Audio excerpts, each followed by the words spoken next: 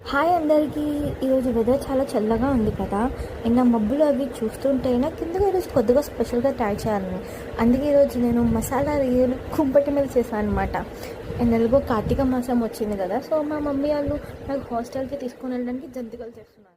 ప్రస్తుతానికి జంతికల్ని పక్కన పెడదాం. ఇప్పుడు ఈ రొయ్యలు యాక్చువల్లీ మార్నింగ్ తెచ్చారనమాట.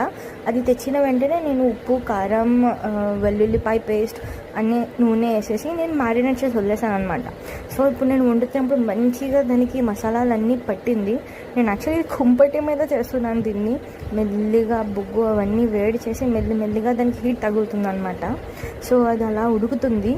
మసాలా రొయ్యలు కుంపటి మీద వండుతున్నా కదా, ఇది వండుతున్నప్పుడు ఆ స్మెల్ అండి ఎంత బాగుంది తెలుసా, అసలు చాలా బాగుంది. ఈ జంతికలు మా మమ్మీ ఇంకా అమ్మమ్మ వేస్తున్నారు నా గురించి.